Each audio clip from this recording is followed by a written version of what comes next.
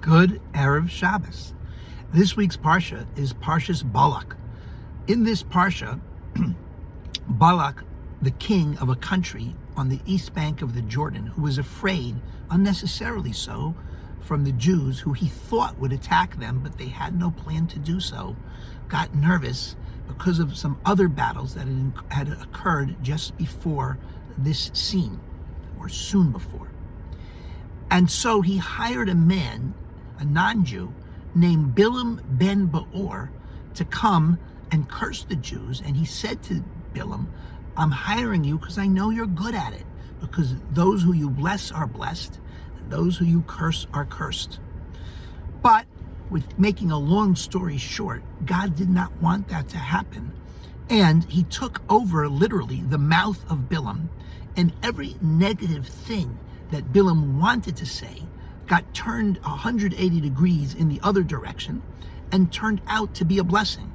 And some of the most delightful and beautiful things that have been said about the Jewish people and wished for the Jewish people are actually from Bilam, things that made our prayer book, things that became slogans among the nations. Some of our best traits were recognized and blessed because of him.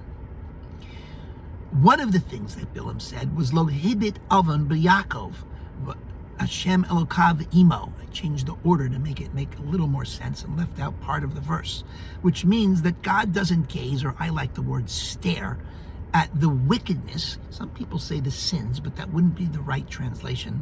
The wickedness of Jacob, because Hashem, his God, is with him. What does this mean? Is God playing favorites? And the commentaries say no.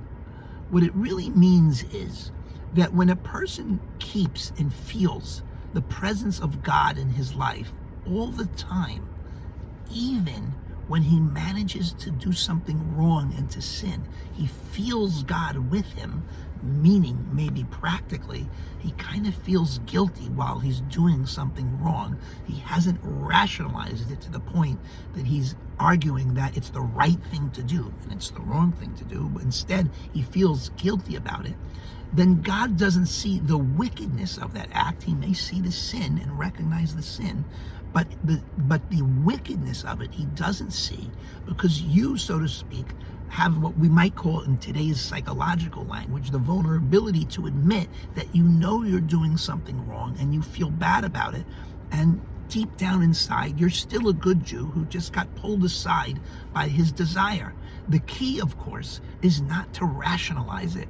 The Talmud says that the first time someone sins, at least a Jewish person for sure, he feels guilty.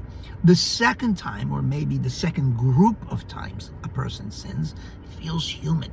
And the modern commentaries add, and the third time a person sins, or maybe the third level of sin, is you've turned it, so to speak, into a mitzvah. What do we mean? How could a sin be a mitzvah? We don't mean that literally. What we mean is in your mind, you start to rationalize it and come up with some crazy ideology that which the Torah forbids makes sense and is the right thing for me to be doing for reasons X, Y, and Z. That's never the case.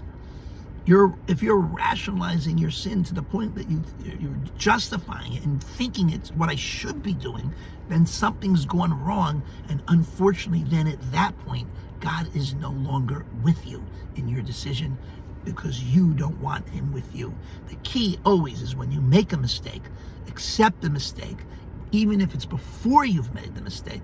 Recognize your humanity and recognize God's divinity, and he'll be with you even when you've done something wrong. And God willing, and with his help, you'll be able to return back to the path that you want to be on, keeping God's commandments. Have a good Shabbos.